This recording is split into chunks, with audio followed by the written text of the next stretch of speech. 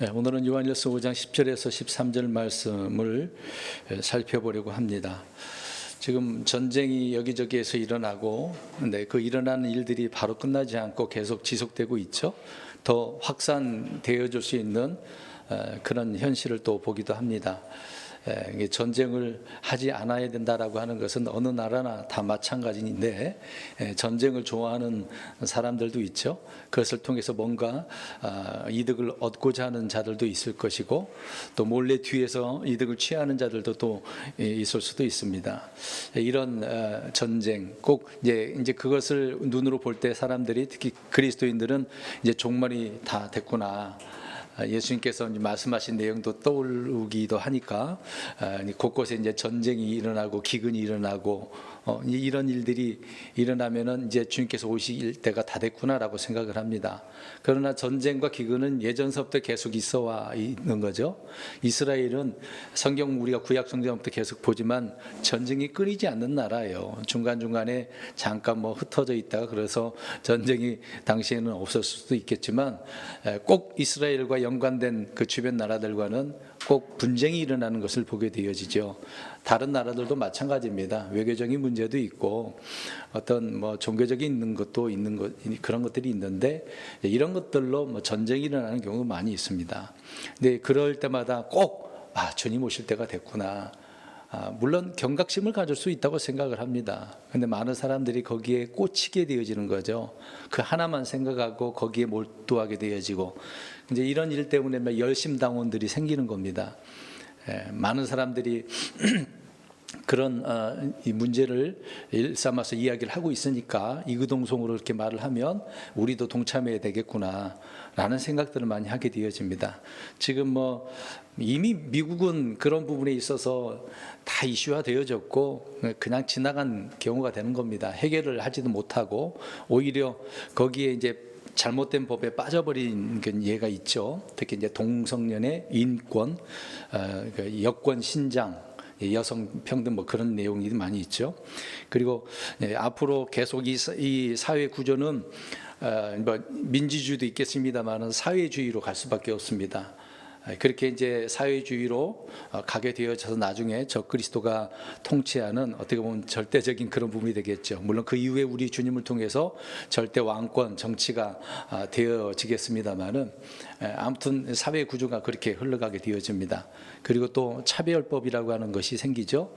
근데 오히려 이런 차별법이라고 하는 것이 역차별하게 되어지는 것입니다. 예를 들어서 우리가 남자와 여자와 평등을 많이 주장을 하잖아요. 그러면 모든 일에 있어서 똑같이 대해줘야 그게 옳은 법 아닙니까? 평등이라고 말을 해놓고서 따로 여성에 대한 그 부분을, 법을 더 강화시켰단 말이죠. 이제 성적인 그런 추행 같은 경우에도 여자의 말만 듣고서, 여성이 말하는 말만 듣고서 남성을 구속해버리고 죄인시하는 이 사회 구조가 되고 있는 거죠. 아닌데도 불구하고 억지로 그렇게 만들어버리는 경우를 보게 되어집니다. 남자가 이런 일을 당했다 그런다면 별로 관심을 갖지 않습니다. 대충 한두 마디 하고 넘어가 버리는 경우가 있겠지만, 여성이 그런 문제를 뭔가 이야기하게 되어지면 사회적으로 막 공격이 되어지는 것을 보게 되어지죠. 그래서 많은 사람들이 억울함을 호소하는 경우도 보게 되어집니다. 왜 이런 얘기하냐면 기근, 전쟁, 동성연애, 차별법, 사회주의, 이게 오늘날 이슈화가 되어지고 있어요. 그래서 이것을 지키기 위해서 많은 교회들이, 목사들이, 성도들이 일어나고 있습니다. 피켓 들기도 하고, 이제 다음 주인가요? 이제 100만 명 이상이 모여서 그리스도인들이 잘못된 법을 무찌르자라고 주장을 하면서 모인다라고 하는 그런 부분도 있습니다. 근데 여기에 참석 안 하면, 이제 그들의 기준이에요. 참석 안 하면 믿음이 없는 사람처럼 취급을 당하게 되어집니다. 참석하면 정말 믿음의 사람처럼 이야기를 하고 있는 거죠. 이제 댓글을 봤습니다. 그런 목사들이 참석하자고 계속 올라오다 보니까 그런 것을 그냥 영상은 다 보지 않습니다. 댓글만 주로 보게 되는데, 그 댓글 보니까 다음 주에 참석 안 하면 그 교회를 떠나라고 하는 사람들도 굉장히 많습니다. 그런 교회는 교회가 아니다라고, 그런 목사의 말을 들어서 안 된다고 하는 사람도 굉장히 많습니다. 또 이 모임을, 이거는 이제 종교적으로 기독교적으로 이야기를 합니다. 이 차별법 반대한다라고 하는 그 부분만 강조하는 사람도 있는 반면에 어떤 사람들은 이것을 정치적으로 이용하는 사람들도 있는 거죠. 제가 볼 때는 정치적인 것이 농후하다. 라고 보입니다. 일부분이 이 차별법 성경하고 이제 문제가 있으니까 이걸 조심해야 된다라고 하는 것이라고 보게 되어지는데 대부분 이제 선동에 의해서 이루어진 것으로 보이게 되어집니다. 만약에 이것이 옳다라고 한다면 진작서부터 왜 하지를 않고 지금 그러냐고요? 계속해서 이런 일들이 일어나고 있었던 것이고 미국은 그것이 다 이제 무너졌다고 보고 또 뭐 유럽도 마찬가지입니다. 동남아는 어떻게 되는지 모르겠습니다만은 우리 한국이 그나마 뭐 성경적이라고 말들 그렇게 하지만 꼭 그런 건 아니거든요. 오래전서부터 무너져 왔고 잘못된 말씀 선포로 인해서 많은 그리스도인들이 곁길로 가게 되어진 것들을 보게 되어지죠. 그러니까 말씀드린 것처럼 이런 데 참석해야 믿음의 사람인가? 참석하지 않으면 믿음의 사람이 아닌가? 이 생각을 좀 해보셔야 되지 않을까요? 우리 성도님들은 어떻게 생각하십니까? 참석해야 돼요? 하지 말아야 돼요? 뭐 이게 자유이긴 합니다만은 기준을 갖다 주는 거죠. 믿음의 사람은 이런 데에 참석을 하고 한 거 해야 된다라고 그렇게 주장하는 부분이 있습니다. 그러니까 이런 일에 앞장서야만이 믿음의 사람인 것처럼 많은 사람들이 이야기하니 굉장히 뭐 조심스러울 수도 있겠지만 자기 이제 주장을 말할 수밖에 없겠죠. 자, 이런 것은 이런 것을 통해서 내 믿음을 뭔가 증명해 보이려고 하는 그런 부류의 사람들도 많이 있습니다. 거기에 뭐 믿음의 사람들도 있을 것이고 아니면 덩달아서 종교적으로 아니면 정치적으로 어떤 선동에 의해서 그렇게 행하는 사람도 있습니다. 또 댓글도 보니까 나는 천주교인인데 참석하겠다라고 하는 사람도 있어요. 이제 천주교인 가운데서도 이런 문제를 반대하는 사람이 있을 수도 있겠죠. 그러니까 이런 것들을 통해서 정말 우리가 믿음의 사람이다, 이 성경을 지켜야 된다라고 하면서 믿음을 증명해 내려고 하는 그런 일들이 지금 벌어지고 있다라고 하는 것이죠. 그러니까 뭔가 일을 해야 된다라고 생각을 하는 것입니다. 그러니까 이런 일을 하게 되어지면 그래서 최고의 믿음의 사람처럼 생각하기 때문에 믿음을 입증시키려고 하는 것이 있다는 거죠.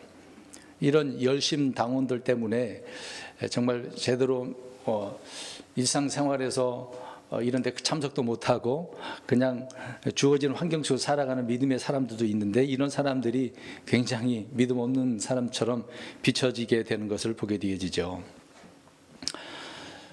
예전에 한번 또 여러 번 얘기했던 부분입니다. 제가 장로교 신학생 때에 학교 가면 반드시 공부해야 될 것들이 많이 있거든요. 특히 장로교 신학은 장로교에 대한 그런 역사적인 것들을 배우기도 합니다. 많은 책을 보기도 하죠. 천주교 신부인 어거스틴에 대한 이야기를 잠깐 이야기하려고 합니다. 어거스틴 같은 경우에는 타락한 자였거든요. 그런 자가 자기 어머니 모니카에 의해서 또 열심히 어머니가 기도하고 또 잘못된 것을 보면서 또 모라비안 사람들을 보면서 이제 깨닫게 되어집니다. 그래서 이제 천주교 공부를 하고 그 교리 공부하고 이제 신부가 됐어요. 이제 교부라고 하기도 하죠.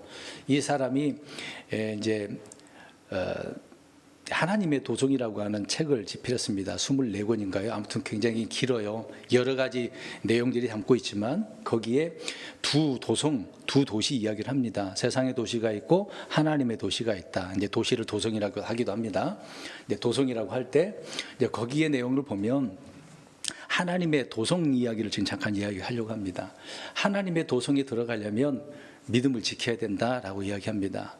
이 믿음을 만약에 저버리게 되어지면 하나님의 도성에 들어갈 수가 없다라고 이야기를 합니다. 또 우리가 열심히 믿음을 지켜야 주님께서 오시면 그제서야 영원한 그 세계에 들어간다라고 주장하는 내용이 거기에 담겨져 있습니다. 자, 이런 카톨릭 신부인 자가 쓴 책들을 많은 사람들이 온 기독교 교회가 사람들이 이것을 읽죠. 특히 장로교가 그걸 받아들여서 열심히 읽고 공부하기도 합니다. 저 역시도 과거에 배웠었거든요. 그 교수님이 그 책이 정말 훌륭한 책이라고 소개하면서 강의한 적도 있었습니다. 이런 그 내용이 주된 것이 뭐냐면 내가 뭔가 해서 지켜야만이 주님이 오신다라고 하는 어떤 전체적인 면을 볼 때 결과적으로 그런 의미로 말하고 있다라고 하는 것이거든요. 왜 이야기를 지금 그 얘기하냐면 오늘 여러 가지 이슈들이 일어나서 이런 일들을 사람들이 우리 이거 지켜야 된다.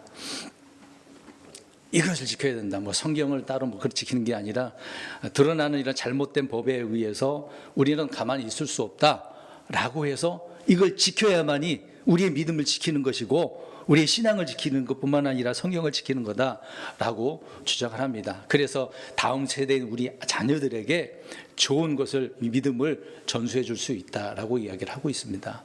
근데 왜 우리나라만 그러냐? 다른 나라는 미국은 이미 그게 다 무너져 버렸는데요.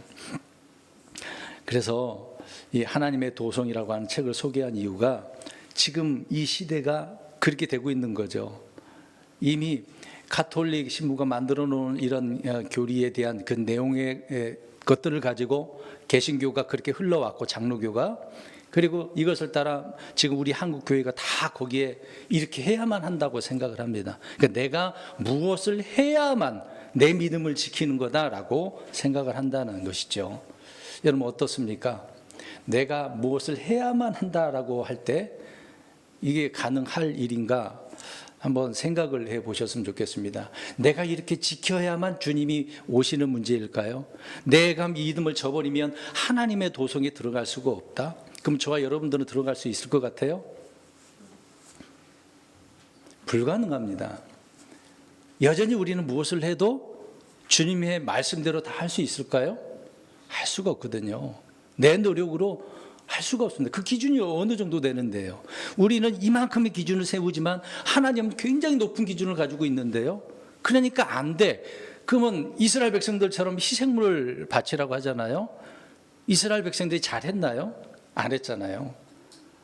그들의 기준에는 딱 정해놨는데 큰 기준도 아니었거든요. 할 사람이 아무도 없어요.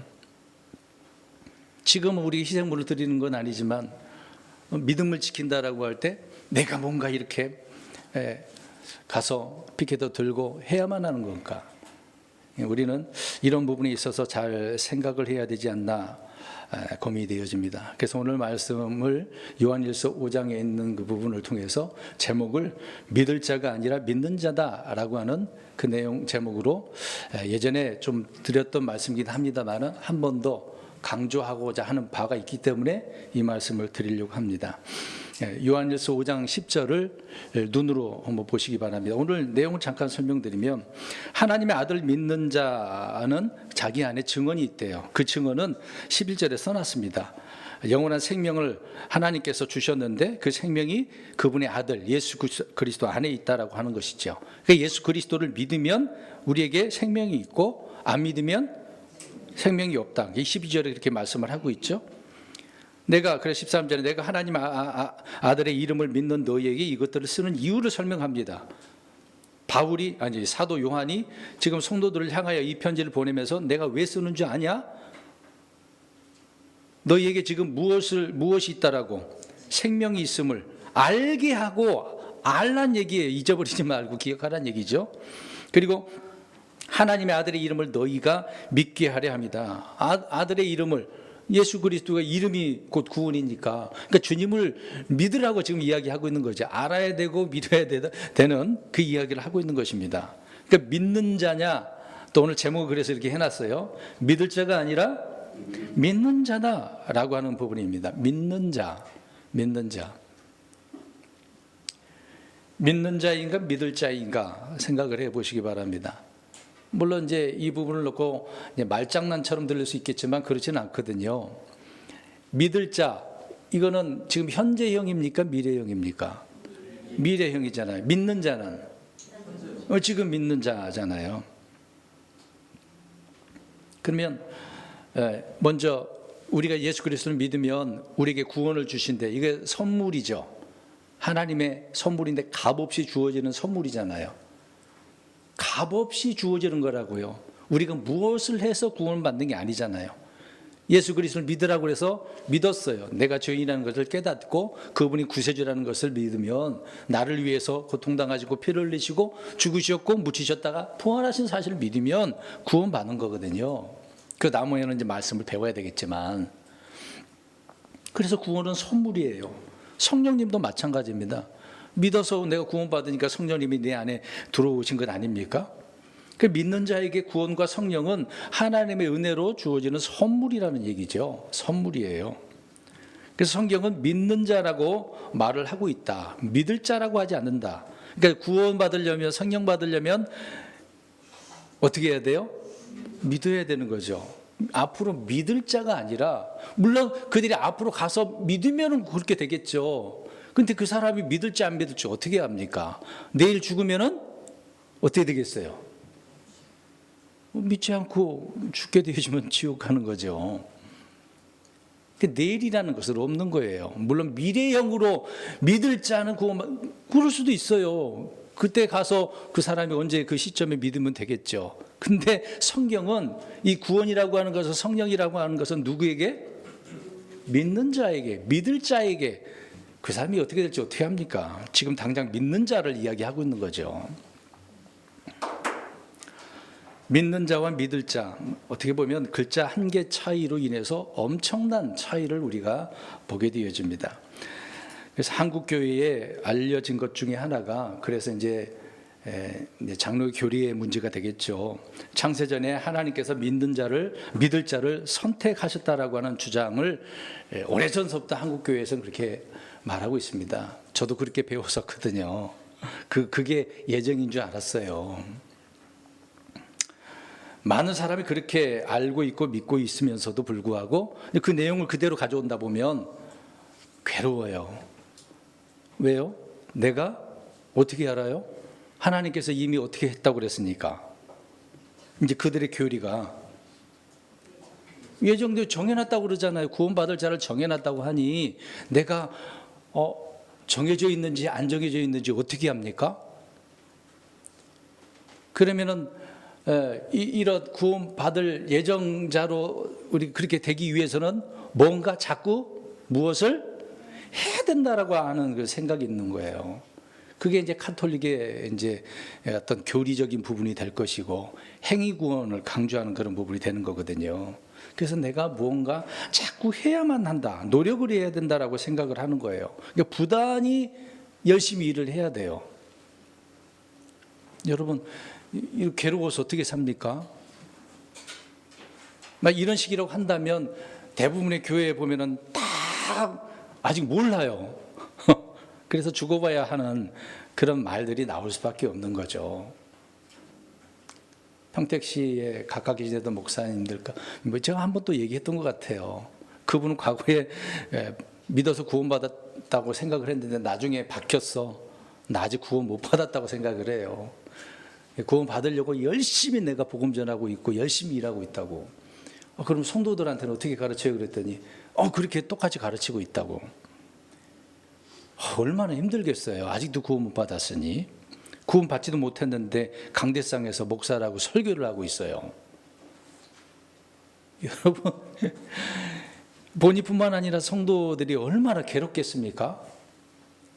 미리 그렇게 정해놨는데 내가 정해진 사람인지 아닌지 그것도 모르겠고 확신도 없고 어떻게 살아요? 에베소서 1장 4절에 이것은 우리가 사랑 안에서 자신 앞에 거룩하고 흠이 없게 하시려고 세상의 창건 이전에 그리스도 안에서 친히 우리를 택하시며, 그 내용을 이제 자주 이야기하겠죠. 여기 보면 창세전에 그리스도 안에서 친히 우리를 택하셨다고 이야기합니다. 창세전에 그리스도 안에서 우리라고 하시는 믿는 자를 이야기하고 있는 거죠. 믿을 자를 이야기하는 게 아니라. 그러면은 그리스도 아니라고 그랬으니까 그리스도 밖에 있으면 어떻습니까? 그리스도 밖에 있으면 택함 받을 수 있나요? 못 받죠. 금방 읽은 구절대로 보면. 그러면 믿을 자니까 미래형이니까 아직 안 믿고 있어. 그럼 그리스도 안에 있는 겁니까? 아니죠. 밖에 있는 자잖아요. 그래서 지금 믿는 자냐, 앞으로 믿을 자냐, 그게 중요하죠. 지금 믿고 있냐 없냐, 그걸 물어보고 있는 겁니다. 그래서 주님께서는 다 내게로 오라, 내 안에 거하라, 그렇게 이야기합니다. 그래서 믿는 자는 그리스도 안에 거하는 자라고, 택함 받은 자라고 이야기를 하고 있는 거죠. 또 에베소서 1장 6절에 자신의 은혜의 영광을 찬양하게 하심에 따른 것이니라. 그 은혜 안에서 하나님께서 우리를 그 사랑하시는 자 안에서 받아주셨고, 여기도 마찬가지죠. 사랑하시는 그리스도 안에 말하고 있는 거 아닙니까? 우리를 그렇게 받아주셨다. 그 반대로 그리스도 안에 있지 않은 자들은 받아들여지지 않았다는 이야기잖아요. 그러니까 성경을 읽는 것도 잘 내용을 한국어로 번역을 해놨으니까 어렵지 않잖아요. 하나님께서는 창세 전이나 지금이나 앞으로나 그리스도 밖에 있는 어떤 사람을 택하신 적이 없어요. 그럴 일도 없어요. 그리스도 안에 사람을 택하셨다고 하지. 그 안에 있는 사람이 지금 오늘 제목처럼 어떤 자예요? 믿는 자라고요. 믿을 자가 아니라. 하나님께서 창세전에 믿는 자를 택하셨다고 한다면 어렵지 않잖아요. 그분의 뜻과 계획을 받아들이면 되잖아요. 예수 그리스도를 어떻게 하면 됩니까? 믿으면 되는 거죠. 안 믿었는데 어떻게 택했다고 할 수가 있겠습니까? 믿을 자를 택하셨다라고 하는 거죠. 아니, 믿을 자를 택하셨다고 한다면 이거는 기다려야 되는 거 아닙니까? 구원 받을지 못 받을지 모르기 때문에 굉장히 힘든 거죠. 그래서 그리스도인이라고 한다면 이거 잘 생각을 하셔야 돼요. 그러니까 이런 잘못된 교리로 성도들을 얼마나 괴롭혔겠습니까? 그래서 가톨릭 같은 경우에는 그런 교리로 인해서 많은 그들의 교인들을 다 올가매잖아요.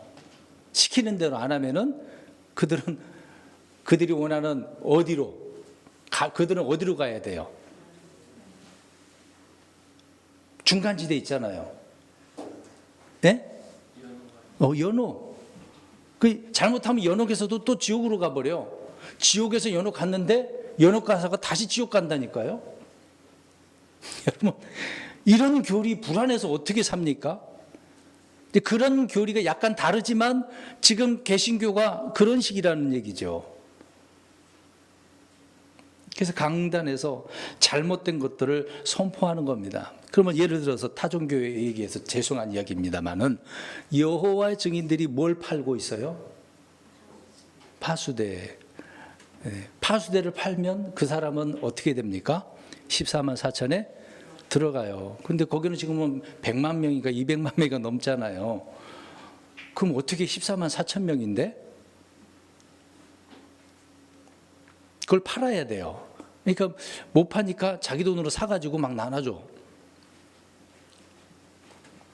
그러면 택함 받으려고 노력하는 것은 어때요? 뭔가 해야 된다고 하니까.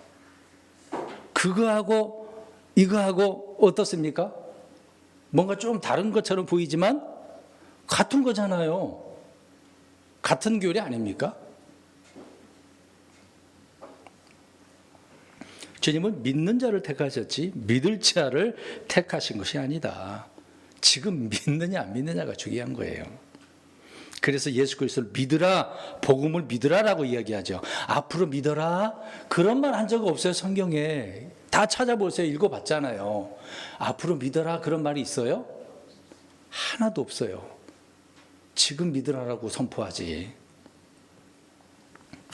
창세전에 미리 택함을 받을 자를 부르셔서 믿게 하시는 것이 아니라 지금 이 땅에 있는 모든 사람을 향해서 믿으라라고 그렇게 부르시고 있다라고 하는 겁니다. 그래서 믿으면 그는 택함 받은 자다.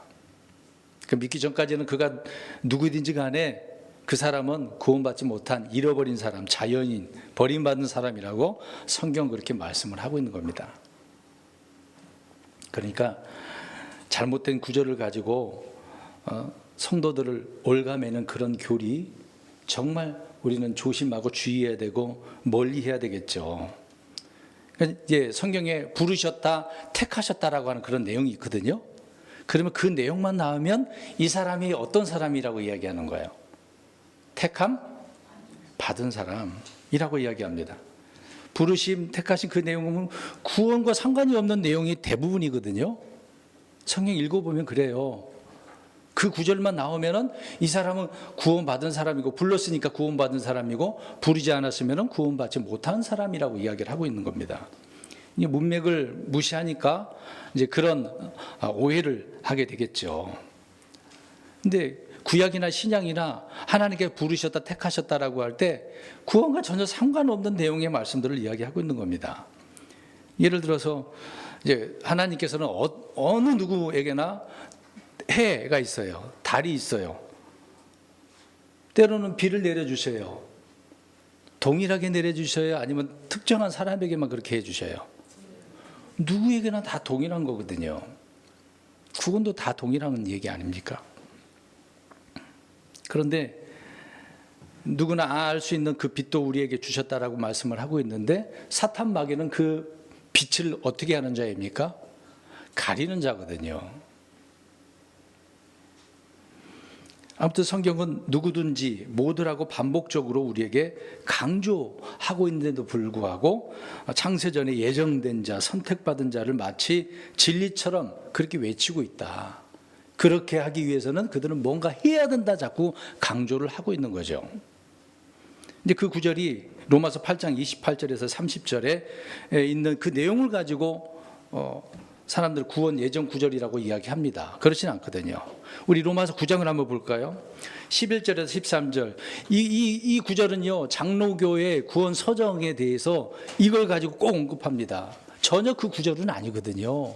구원과 상관없는 내용의 말씀을 구원과 연관시키는 거예요. 근데 여기에 읽어보면 이제 선택이라는 단어가 나오니까, 자 보겠습니다. 로마서 9장 11절에서 13절 우리 성도님들이 읽어보시고 도대체 하나님께서 이게 선택하셨다, 부르셨다 무슨 의미로 말하고 있는지 한번 보세요. 공부를 안 하면 이 내용을 굉장히 헷갈려합니다. 11절 시작. 아이들이 아직 태어나지도 아니하고 무슨 선이나 악을 행하지도 아니하였을 때에 선택에 따른 하나님의 목적이 행위로 말미암아 서지 않고 부르시는 분으로 말미암아 서게 하시려고 그분께서 그녀에게 이르시되 형이 동생을 섬기리라 하셨나니 이것은 기록된 바 야곱은 내가 사랑하였으나 에서는 미워하였느니라 함과 같으니라. 어떻습니까? 이제 에서와 야곱 나오네요. 이들이 태어나지도 않았어. 지금 무슨 선이나 악을 행하지도 않았어. 근데 하나님 뭐 선택했다고 나오네요. 선택했다고 나옵니다. 그러면 누가 구원받은 거예요? 구원 못 받은 거예요? 대답 한번 해보시기 바랍니다. 여기서 선택 나왔지 않습니까? 부르신 거잖아요. 이미 태어나기도 전이니까, 이제 예를 들어 창세전이라고 한다면 하나님께서 두 사람 중에 누구를 선택하셨대요? 야곱. 그럼 야곱은 구원받은 자고 에서는 구원받지 못한, 택함받지 못한 자입니까? 대답하기 어려우신가요? 이제 교리 공부하신 분들은 아실 거예요. 이 구절은 사람의 구원을 다룬 것이 아닙니다. 구원과 믿음을 말하는 게 아니거든요. 주님께서 자신이 어떤 일을 하시기 위해서 사람을 택하시는 그 기준을 이야기하고 있는 겁니다. 야곱을 통해서 하나님께서 무엇을 하시는지 그 이야기를 하고 있는 거예요. 민족에 대한 이야기입니다. 이스라엘과 에서, 그 에돔 지역 그 백성이 되겠죠. 그러니까 에서 그 후손 에돔이 이스라엘을 섬긴다라고 하는 그 내용을 이야기하고 있는 거거든요. 그러니까 하나님께서 뭔가 하시려고 이스라엘을 통해서, 야곱을 통해서 하나님의 자신의 일을 알려주셨잖아요. 아브라함서부터 쭉 얘기했던 거 아닙니까? 민족을 이루시려고 그 이스라엘 민족을 통해서 하나님께서 무엇을 하시려고 하는지, 그들은 특별한 독특한 백성 아닙니까? 하나님을 섬기게 하는 제사장의 나라, 구별된 그런 이스라엘 민족이어야만 하는 하나님의 계획이 있는 거잖아요. 그 이야기를 이야기하는 것이지, 이게 그 얘기가 나오니까 야곱은 선택받았기 때문에 구원받은 자고 에서는 택함받지 못했기 때문에 구원 못 받는 자다? 그러면 안 돼요. 성경에도 보겠습니다. 그러면 대답을 잘해야 돼요. 그러면 이 나쁜 놈도 하나님께서 택했다고 이야기하는데 그 사람 구원 받았을까? 우리 아브라함 보겠습니다. 아브라함은 어떤 사람이라고 얘기해요? 믿음의 사람이라고 하잖아요. 믿음의 조상. 그럼 아브라함이 그 전에 부름 받기 전에는 어떤 사람이었어요? 자기 아버지와 같이 갈대 우르에서 우상을 만들고 섬기는 사람이었지 않습니까? 우상 숭배자였잖아요. 우상 숭배자. 우상 숭배자도 하나님이 택하신 거 아닙니까? 부르신 거 아닙니까? 그 내용이 구원에 대한 이야기가 아니거든요. 불러서 내가 너를 통해서 뭘 하시겠다라고 하는 내용이죠. 그리고 아브라함의 이제 상속 문제가 있어서 자기 종 엘리에셀에게 물려주려고 했지 않습니까? 근데 또 종 말고 또 이제 씨를 통해서 난다고 하니까 그러면 첫째가 누구였어요? 아브라함의 첫째가 원래 장자가 누구예요? 이스마엘이잖아요. 근데 엘리에셀이나 이스마엘이 아니라 이삭을 택했다고 이야기하지 않습니까? 그리고 또 그 이삭의 아들 야곱을 통해서 이스라엘이라고 하는 나라를 이루기 위해서 그걸 택하셨다고 하죠. 야곱을 그래서 택하신 겁니다. 특별한 민족으로 이스라엘을 택하신 것이고, 또 모세를 택했다, 또 아론을 대제사장으로 택했다. 왜 택했어요? 구원에 대한 얘기예요. 뭔가 일하시려고. 모세를 택하신 이유가 뭐겠습니까? 이스라엘 백성들을 이집트에서 데리고 나오기 위해서. 아론은 왜 택한 거예요? 제사장으로서 그 일에 대한 부분을 뭔가 일을 하시려고 하는 거겠죠.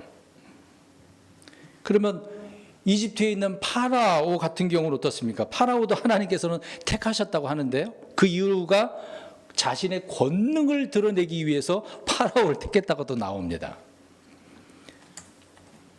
다윗도 택하시고 솔로몬도 택하시고 심지어 여로보암을 택하셨다고 이야기합니다. 솔로몬이 우상 숭배해가지고 나라가 나눠지지 않았습니까? 그런 일을 하시기 위해서 누구를 택하셨다고요? 여로보암을. 우상 숭배 아닙니까? 하나님을 섬기지 못하도록 한 자인데도 불구하고 하나님이 택했대요. 이런 자가 구원받은 자라고 합니까? 유대민족을 심판하기 위해서 느부갓네살을 택하셨다고 이야기하고 있습니다. 그리고 또 이스라엘을 본토로 귀환하도록 하기 위해서 고레스 왕을 택하셨다고 이야기하고 있습니다. 이방 왕이고 이스라엘을 멸망시키는 자들이고 그런 자들인데 이들을 하나님께서 택하셨다고 하는데 그러면 이들은 구원받은 자들입니까? 예정된 자들인가요? 그러진 않잖아요. 그러니까 성경을 우리가 이해를 잘해야 돼요. 여기저기 양면성을 봐야 되고 한 구절에만 꽂히게 되고 고집 피우고 그러면 안 되는 거죠. 아무튼 말씀드렸던 이들이 주님께 택함 받은 것은 하나님께서 자신이 할 일을 그 일을 할 사람을 택하시는 것으로 부르신 거예요. 구원 예정과 선택과는 전혀 상관없는 이야기다라는 것을 또 이야기하는 겁니다. 계속해서 또 이야기하려고 그래요. 신약에 와서 예수님께서 12제자를 택하셨는데 그 중에 막이라고 하는 멸망이라고 하는 자가 있어요. 누구예요? 가룟 유다예요. 그럼 가룟 유다도 택하셨는데 가룟 유다 구원 받았어요? 어떤 사람 가룟 유다가 구원 받았다라고 하는 사람이 있어요. 정신 나간 이야기죠. 자기 초소로 갖는 멸망이라고 그랬고 막이라고 했는데 예수님이 대놓고 이야기했잖아요. 그가 나중에 저 그리스도로 올라오는 겁니다. 다른 모습으로 변해서 오겠죠. 이렇게 택하셨대요. 근데 그가 구원받은 자라고 하면 어떻게 되겠습니까? 우리가 바울을 생각해 보겠습니다. 바울이 어떤 사람이었어요? 원래 사울이었을 때. 그리스도인들을 핍박한 사람이에요. 그런 사람인데 주님께서 택하셨네. 왜요? 바울을 왜 택하셨다고 그랬어요? 이방인의 사도로 복음 전하게 하기 위해서. 그렇게 이제 주님을 만남으로 깨닫게 되어서 주님을 즉각적으로 받아들이게 되지 않습니까? 성경에 많은 이방 왕들을 그렇게 하나님께서는 택하셨는데 그들은 다 이교도들이고 우상 숭배자들이었습니다. 핵심은 주님의 그 택하심이 뭐 혈통으로나 뭐 사람의 뜻으로나 사람이 무엇을 했고 안 했고 어떤 인격적인 문제, 뭐 업적이나 그런 전혀 무관하거든요. 자신의 일을 하기 위해서는 누구든지 하나님은 택하셔요. 악한 자라도 택하셔서 자신의 일을 이루시는 분이 우리 하나님이시란 말입니다. 그러니까 왜 자꾸 이 얘기를 하고 있는 거예요 지금? 사람들이 자꾸 택했다, 부르셨다라고 한다면 어떠한 자로 생각을 하는 거예요? 구원받은 자로. 그게 아니라고요. 성경은 그렇게 얘기하고 있는 게 아니에요. 그래서 다시 오늘 제목 다시 읽어보세요. 믿을 자가 아니라 믿는 자다. 믿는 자를 주님께서 지금 원하고 계시는 거지 앞으로 믿을 자를 이야기하고 있는 게 아니라고요. 미래 시점에서 이야기하는 부분이라고 우리가 그렇게 생각하면 안 되는 거죠. 지금 성경은 지금 현재형으로 이야기하고 있는데 디모데전서 1장 16절에 바울이 이야기합니다. 바울을 택하셨는 그 이유를 설명합니다. 그러나 이런 까닭으로 내가 궁의를 얻었나니 이것은 예수 그리스도께서 먼저 내 안에 모든 오래 참으심을 보이사 이후에 자신을 믿어 영존하는 생명에 이르게 될 자들에게 본이 되게 하려 하심이라라고 이야기합니다. 주님께서 오래 참으셨대요. 예수 그리스도를 믿어서 이렇게 생명에 이르게 될 자들에게 바울에게 이런 본이 되게 하셨다고 이야기하고 있는 거죠.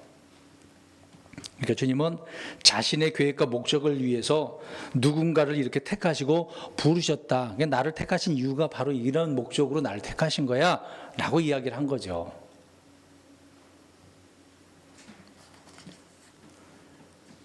야곱은 하나님의 선택 예정을 받아서 구원받고 에서는 지옥에 떨어진 것이 아니다라고 이야기합니다. 아브라함의 집에서 쫓겨난 이스마엘은 지옥으로 떨어진 것처럼 생각하면 안 되죠. 오히려 복을 받았다라고 성경은 이야기 나옵니다. 이스마엘이 그러니까 지금 다 생각해 보세요. 그러면 이스마엘 그 후손들 지금 이슬람권이 다 대부분 그런 건데 그 사람들은 다 어떻게 된 자들이에요? 구원 못 받은 자. 그럼 아직 거기서 지금 예수님을 믿고 구원받은 자들이 얼마나 많은데요. 여러분 이라크에 그리스도인들이 없을 것 같아요? 얼마나 있을 것 같아요? 잘 모르세요? 통계학적으로 안 나와서 언제가 얘기했잖아요. 한 200만 명 정도 된다고 합니다. 그래도 많아요. 거기서 이제 나라에서 나와가지고 독일에 가서 그리스도를 영접하는 사람도 많고 계속해서 방송을 보내니까 그 방송을 통해서 저 모하메드가 잘못된 사람이라는 것을 알고 예수님 믿는 경우도 많다고 합니다. 이스마엘 그러면은 다 나쁜 놈이라고 생각하는 경우가 있거든요. 이런 성경에 나온 구절을 보면 다 그렇게 생각을 하니까 문제가 되는 거죠. 이스마엘에서 그렇게 성경은 말하고 있지 않다 얘기죠. 택함은 누가 상속자인가 라고 하는 것을 지금 야곱과 에서를 이야기할 때 이야기해 주고 있는 겁니다. 야곱이 상속자예요? 에서가 상속자예요? 그리고 이스마엘이 상속자예요? 이삭이 상속자예요? 이삭이잖아요. 상속자에 대한 이야기를 하고 있는 거죠. 누가 장자 승계권을 가지는 것인가? 앞으로 적그리스도는 대환란을 통해서 이 땅을 이제 멸망시키려고 하겠죠. 또 심판할 자로 이제 그렇게 스스로가 그렇게 하겠습니다만은 오히려 하나님은 그 자를 통해서 많은 사람들을 심판하기 위해서 적그리스도 그렇게 하도록 내버려 두시는 거거든요. 오늘 왜 이런 이야기를 하고 있는지 한 번 더 다시 말씀드리려고 합니다. 지금 되어가는 이런 일들을 볼 때 막 종말 이야기하고 기근 이야기하고 차별법 이야기하고 사회주의 이야기하고 많은 그런 부분을 일어나는 일들을 통해서 여기저기에서 이거 문제다 저거 문제다 말들을 하고 그렇습니다. 뭐 운동 안 하자 뭐 그런 얘기는 아닙니다만은 잘못된 것에 그런 열심을 가지면 나쁘다는 얘기는 아니에요. 그것이 자기들의 믿음을 입증시키고 최고인 것인 양 말하는 사람들이 너무도 많고, 또 그렇게 해서 어떤 갈라치기 해보려고 하는 사람도 많고요. 믿음은 그렇게 해서 입증시키는 것은 아니거든요. 지금 내가 얼마나 신실하게 믿느냐가 중요한 거지, 그런 일들을 통해서 자꾸 뭔가 일을 통해 뭔가 지켜낸다? 그러면 주님이 안 해도 되겠네? 오실 필요도 없잖아요. 본인들이 어떻게 했으니까? 지켜냈으니까. 그러면 못 지키면 어떻게 되는 겁니까? 주님이 오시는 거예요, 안 오시는 거예요? 지키면 오시는 거예요, 안 오시는 거예요? 안 지키면 오시는 거예요, 안 오시는 거예요? 참 이게 어디다가 갖다 붙여야 될까요? 양면성이 없으면 그렇게 되어지는 겁니다. 그러니까 오늘 강조하는 것은 지금 내가 뭔가 해서 이걸 내가 얻으려고 보여주려고 그러지 말자는 얘기입니다. 내가 지금 믿는 자냐? 주님 앞에 믿는 자라서 신실한 자냐? 그게 중요하다는 얘기죠. 그래서 믿을 자, 지금 이것을 생각해 보면 앞으로 그렇게 내가 착각하는 사람도 있고 종교적인 사람도 있거든요. 선동하는 사람도 있거든요. 어떻게 알아요? 믿는 자라고 이야기하고 있는 겁니다, 성경은. 우리 성도님들은 믿는 자로 주님 앞에 드러나야지 믿을 자로 드러나서는 안 되는 거죠. 결론적으로 오늘 이런 말씀들을 통해서 우리가 다시 한번 이 현실을 직시했으면 좋겠다라고 하는 겁니다. 사람들에게 보이기 위해서 하지 마시고 주님께서 보시고 있기 때문에 주님께서 보시는 관점으로 주님께서 말씀하시는 그 부분을 가지고 우리가 살아가야 되지 않겠습니까? 우리는 주님께 믿는 자로 순종하고 그렇게 살아가야 됩니다. 내가 무엇을 해서 입증시키려고, 믿음을 입증시키려고 하지 마시기 바랍니다. 그래서 예수님이 요한복음에 이런 말씀하셨어요. 사람들이 막 찾아왔어. 하나님의 일 막 보여달라고 뭔가 해야 된다고 하니까 예수님이 말씀하셨어요. 하나님의 일은 뭐라고 그랬어요? 아버지께서 보내신 자를 믿는 거라고 그랬거든요. 예수님을 믿는 거라고 그랬어요. 히브리서 1장에도 1절에 보면은 대언자들 통해서 조상들에게 이렇게 말씀하신 것이 있는데 마지막 때는 하나님의 아들이신 예수 그리스도께서 하신 말씀을 믿으라고 되어져 있거든요. 주님의 말씀을 들어야 돼요. 사람들의 말한 것으로 이리저리 선동돼서 흔들리지 마시고 기록된 말씀에 믿음의 사람으로 드러나는 저와 여러분들 되시기를 주의 이름으로 축원드립니다. 아멘. 기도하겠습니다.